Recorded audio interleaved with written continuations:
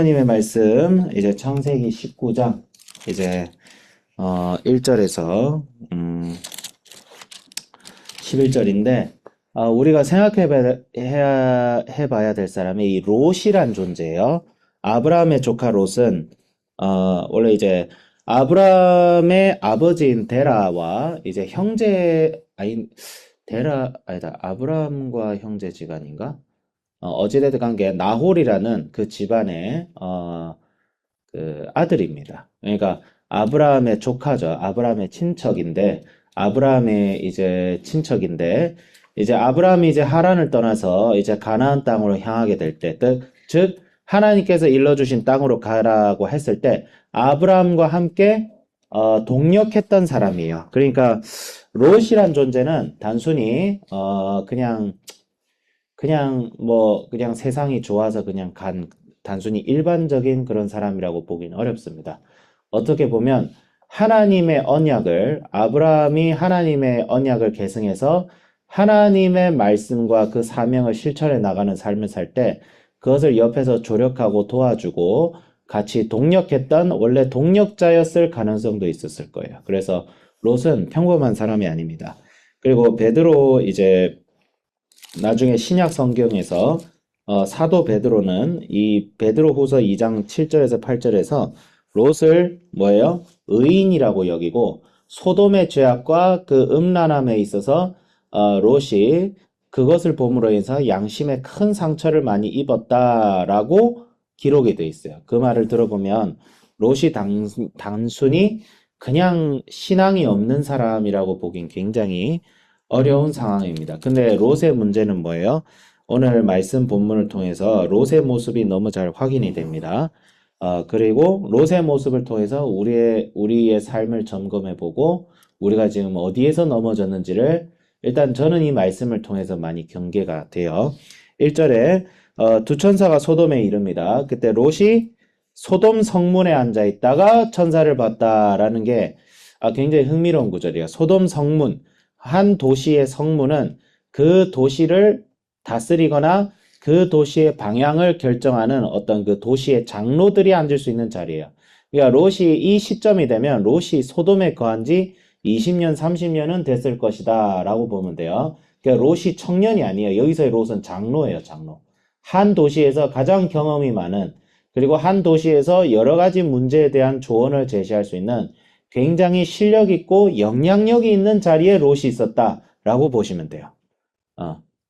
저는 이제 오늘날 이 롯이 어떤 모습으로 보이냐면, 저기 이제 강남이나 대치동에 큰 교회에 다니는 장로님이야. 그리고 사회적 신분이 굉장히 높아요. 뭐 기업의 대임원일 수도 있고, 혹은 뭐 정치적으로 국회의원이나 검사나 판사, 이런 사람, 저는 롯이 그런 사람으로 지금 비춰져요. 그러니까 사회적인 스펙도 대단한데 교회도 열심히 다니는 그런 사람으로 보입니다. 롯은. 예. 그래서 소돔 성문에 앉아 있다가, 그리고 영적인 식견도 있어요. 그래 천사가 나타나니까 롯이 그들에게 절했다라고 돼 있죠. 이제 천사들에게 절하는 것은 원래 그렇게 좋은 모습은 아닙니다. 근데 이제 천사가 이제 구약 시대 천사는 굉장히 경외의 대상이었기 때문에 이제 경외를 표하는 자세로 절을 하는 경우가 있어요. 제가 원래는 천사들 봤을 때 절하면 천사들이 다 반박하지 않나 라고 생각을 했는데 그건 좀 틀린 것 같아요. 실제로 절을 했는데 천사가 반발을 하는 경우도 있고 반발을 하지 않는 경우도 있습니다. 그런데 보통은 천사를 이렇게 경외하는 경우가 어쨌든 그것이 뭐 숭배의 대상은 아니지만 그렇게 하는 경우가 있어요. 그래서 천사들에게 내 주여 들어가 종의 집으로 들어가 발을 씻고 주무시고 일찍 일어나 갈 길을 가소서라는 거예요. 그러니까 롯이 단순히 이 두 사람을 맞이한 것은 손님을 좀 잘 맞이해라 이런 교훈적인 의미로 보통 쓰이는 경우가 있어요. 뭐 그게 아예 틀렸다라고 할 수는 없지만 그런 수준이 아닙니다. 그냥 아무 사람을 이렇게 맞이할 수가 없어요. 실제로 굉장히 엄청난 귀인이에요. 엄청난 귀인이에요. 그러니까 롯이 천사들의 존재를 알아볼 만큼 영적인 식견이 있었다는 거죠. 그러니까 롯은 이 세상의 선과 악을 분별할 수 있는 능력이 있었어요. 그러니까 영적인 식견이 분명히 있었어요. 근데 영적인 식견이 있는데 굉장히 롯의 아이러니한 점은 그는 신앙의 양심도 있었고 영적인 식견도 있었지만 영성은 없었어요.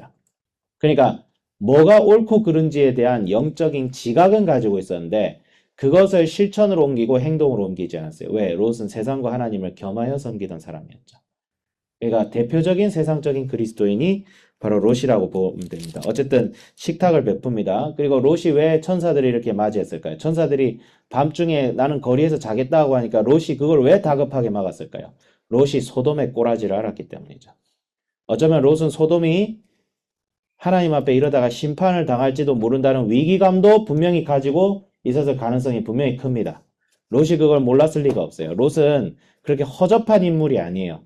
사실 우리 기준으로 보면 대단한 영적인 식견을 가진 사람이었어요. 성경의 전문가이거나, 기도 응답을 잘 받거나, 성령의 능력이 엄청나게 충만한 사람일 가능성도 있습니다. 근데 마음의 진심으로 세상과 하나님을 세상이냐 하나님이냐 이 둘 중 하나를 택하려 하면 나는 무조건 하나님을 택하겠다. 그런 신앙의 결단이 과연 내려진 사람일까?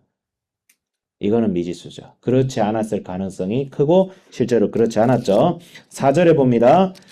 그 천사들이 이제 눕기 전에 소돔 사람들이 와서 뭐라고 해요? 그 천사 2명을 끌어내라. 우리가 그들과 뭐 하겠다? 성관계하겠다. 미친 거 아니에요, 이게? 또 이게 단순히 동성애 문제가 아니에요, 이거. 아니, 외지인을 끌어내서 성관계를 하겠대요, 강제로. 도대체 이게 뭐 하는 거예요? 저는 이게 지금도 이해가 안 돼요. 지금 우리 세상 기준으로 봐도 도대체 이 당시에 무슨 일이 벌어졌던가 싶어요. 그러니까 하나님께서는 소돔과 고모라를 마치 하나님께서 멸망시켜야 될 지경에 이른 사회와 도시, 그런 모습으로 자주 비춰지고 있습니다. 그랬을 때 롯이 두 천사를 보호한다고 나섰어요. 그러니까 롯이 뭐가 옳고 그른지를 알고 있었던 거예요. 그래서 뭐라고 하죠? 롯이 그들을 뭐라고 하죠? 내 형제들아, 이런 뭐를 행하지 마라? 악을 행하지 마라. 이건 롯이 잘 말했어요. 예.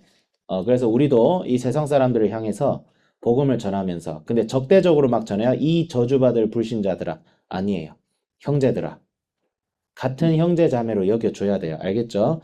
예수 안 믿는다고 해서 막 뭐라 하고, 적대적으로 하고, 나는 니들과 달라. 그렇게 하면 안 돼요. 형제들아. 해줘야 돼요. 그거는 맞아요. 근데 정말 문제는 뭐냐면 8절에 내게 남자를 가까이 하지 않는 두 딸이 있노라 청하는데 내가 그들을 너희에게로 이끌어내리니 너희 눈에 좋을 대로 그들에게 행하고. 이게 뭐 미친 짓이에요.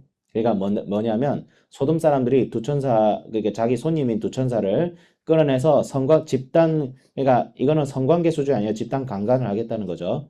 그랬더니 천사는 내비두고 내 두 딸을 줄 테니까 걔들을 대신. 이게 도대체 무슨 말이에요, 이게 도대체. 미친 거 아니에요? 그러니까 난 이게 처음에는 이게 무슨 고대 근동의 무슨 관습인가 싶어서 봤는데 그것도 아니에요. 고대 근동에도 세상에도 이런 일은 없어요. 그러니까 이거는 뭐냐면 롯이 얼마나 이 소돔에 살면서 세속화되고 얼마나 윤리적으로 타락을 했으면 이 지경까지 갔는가. 그러니까 롯이 문제를 해결한다고 제시한 해법이 하나님 보시기에는 또 다른 악을 행하는 것이죠. 그러니까 하나님의 기준에서 벗어나서 세상과 연합이 되니까 어떤 일이 벌어지는 거예요? 그 영적인 식견을 가지고 있음에도 세상 사람들처럼 살아가고 세상 사람들처럼 판단하고. 근데 소돔은 세상 기준으로 봐도 굉장히 악한 곳이에요. 그냥 하나님께서 불태워 버리지 않으면 안 되겠다 싶을 정도의 그곳에서 롯은 그 소돔에서 차라리 빛과 소금이 됐으면 모르겠는데 빛과 소금이 됐어요. 오히려 소돔과 같아졌습니다. 그랬는데 더 기가 막힌 것은 이 사람들이 롯이 그런 제안을 보고 뭐라고 하죠? 그들이 이르되 너는 물러나라. 또 이르되 이자가 들어와서 거류하면서 우리의 법관이 되려 하는도다. 그러니까 롯에 대한 이 소돔인들의 태도는 뭐예요? 야, 이게 밖에서 온 주제예요. 우리한테 왜 이래라 저래야. 근데 이게 참 특이한 게 지금 롯이 들어온 지 몇 년째예요? 한 20년, 30년 됐어요. 그러니까 우리나라로 치면 로버트 할릿이에요. 그럼 생각해 봅시다. 20년, 30년 들어와 살고 있으면 이건 외국인이 아니라 같은 우리 동네 사람이에요, 사실.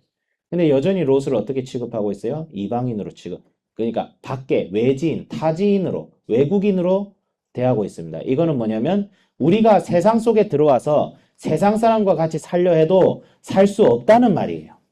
우리 예수 믿는 사람은 세상에 속하여 살려고 해도 살 수가 없어요. 오히려 세상에서도 배척을 당합니다. 예. 왜? 하나님께서 우리를 구별해서 세상의 빛과 소금이 되라고 했지 멸망당할 사람들과 같이 그런 수준으로 살라고 하지 않았어요. 근데 나의 수준을 격화시켜서 하나님도 좋고 세상도 좋고 그렇게 살면 하나님에게도 어떻게 돼요?